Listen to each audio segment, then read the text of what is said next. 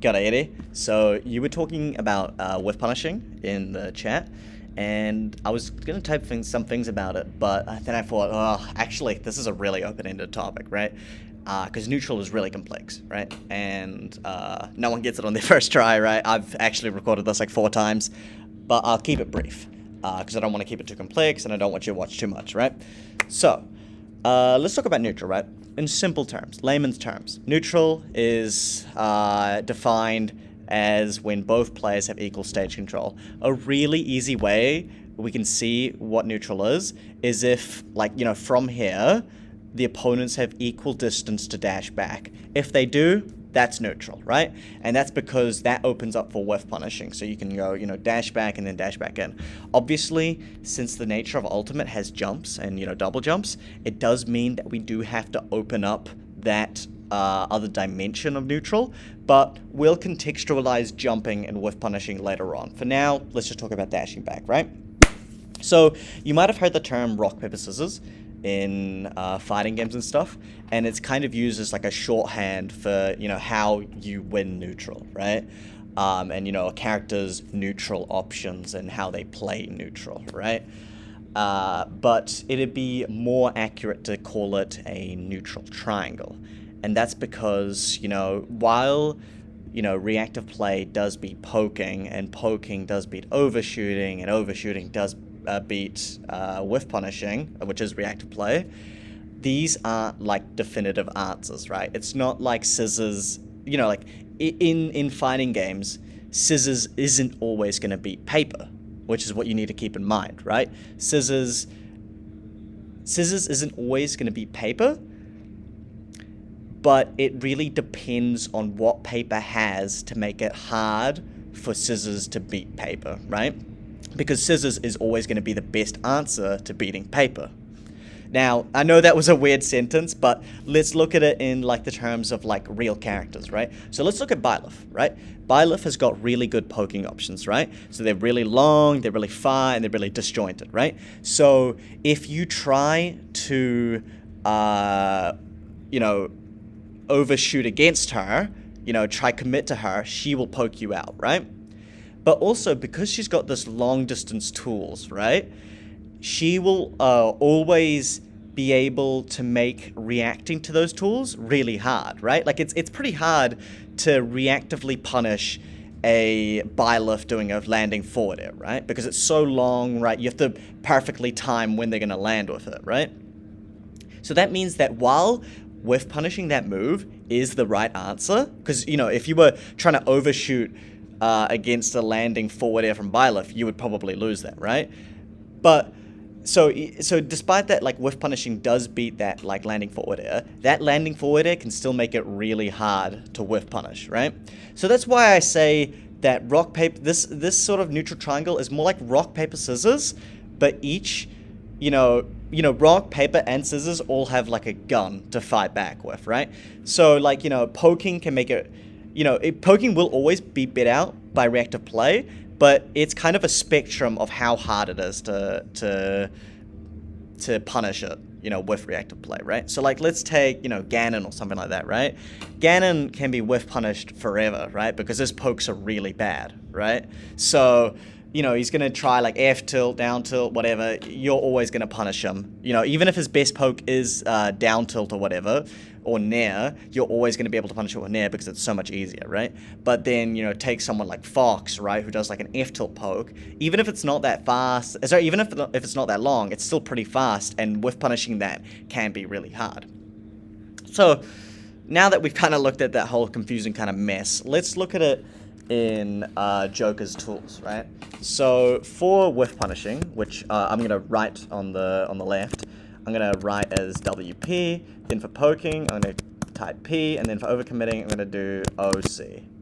So, actually I'll do PK for poking. So his whiff punishing tools are really extensive. He has a lot of good whiff punishing tools. The big ones, I would say, are dash attack. I'll just put dash attack, because that's really good. Dash grab, back air, like rising back air can work really well if the opponent's tall, as well as like landing back air. You can whiff punish that with that, right?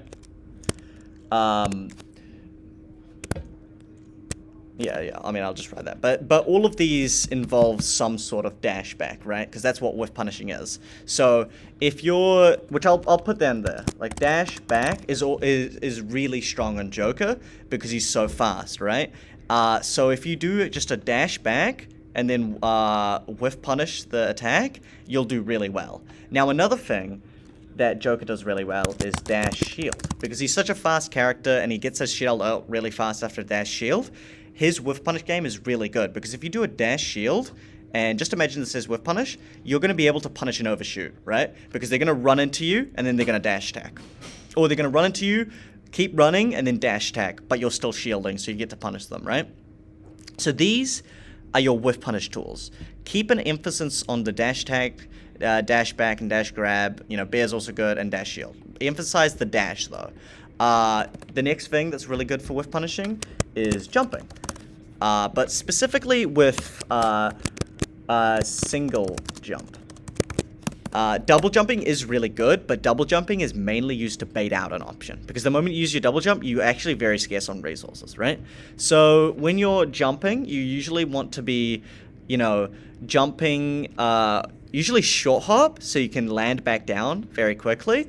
And you kind of want to make sure you're not being too committal with the jump, unless you're looking for an overcommitment, which would be, you know, landing with an air, right? So if you're looking to whiff punishing with your jumps, you should jump in place, jump to a platform, or jump back, right? In like a short hop. And then maybe while you're jumping back, you can react to them running into you and then throw out a back air, right? Or I would say even throw out a back air anyway, because, you know, it's so fast, there's not really a point in not doing it. But anyway, these are your whiff punishing tools, right? Now let's look at your pokes. So he's got a really good range of pokes. Back air, that's a really good poke. If you just back air in place, you can poke all day, right? That walls them out from any approaches. F tilt, really good poke. Down tilt, actually not a bad poke, because if you think the opponent's going to run into you and you down tilt, you can do a lot of them. And it's pretty hard to punish, honestly. What else? Yeah, I mean... Oh, another thing I would add to whiff punishing is anti-airs. Which, you know, is obvious. If an opponent's landing onto you, you up tilt, right? But we'll talk about that later. So, you know, you got down tilts. That's a good poke. What else do you have? Yeah, I mean, that's... Oh, side B and neutral B. Those are also really good pokes. And like we talked about, they're like kind of used differently, but those are really good pokes. And those will punish people overshooting, right? So if someone is running into you and you side B, and they're planning on running into you, which means that they're not going to shield, you can hit them with side B, right? Or you can hit them with gun. Obviously, it depends on the size of the opponent, because some characters might just low profile the side B, but most of the time, if you think the opponent's just going to run into you, you can just do those moves to punish that, right? So now let's look at... overcommitting, right? What are his overcommitting tools? So you've got dash grab, you've got dash attack, you've got nair, landing nair, and you've got landing back air, you've got probably gun jump. Gun jump is a good overcommitment. And yeah, I mean, honestly, down tilt, that could be one as well. Overcommitting, I know it's got the word over in it. Basically, it means that you're kind of overshooting a little bit, right? You want to make sure that you're hitting a little bit behind the opponent because of how important dashing back is, right? So I would say, as a general rule of thumb, try hit people a little bit behind, because oftentimes that's where they're going to be dashing back, right? So with this, you've got dash grab, you've got dash attack, you've got landing near, as we've explored a lot, and, you know, landing back here, you know, gun jump, etc., down tilt even. So let's contextualize this. So, you know, if an opponent is landing on you, right, trying to land on you, you can anti-air, which actually wouldn't be a whiff punish, it would be a poke. So you could throw out like an up tilt, you know, preemptively, right?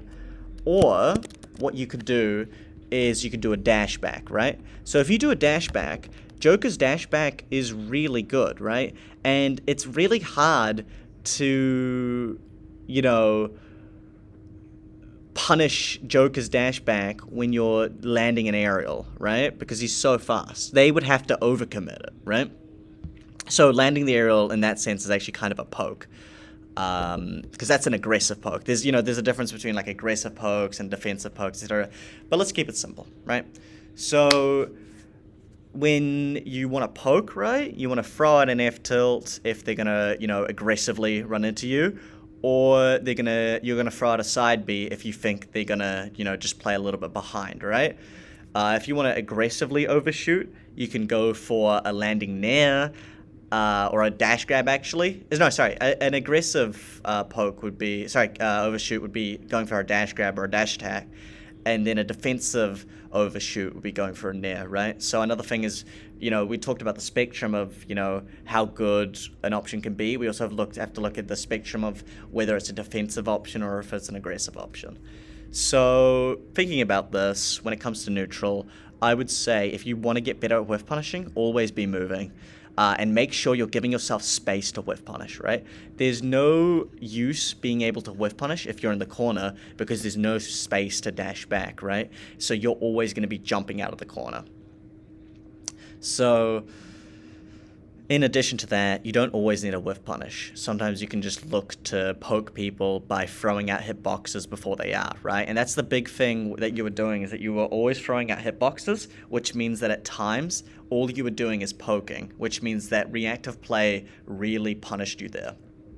So if you focus on mixing it up, like mixing up when you're going to do a poke, when you're going to do an overshoot, when you're going to whiff punish is really important.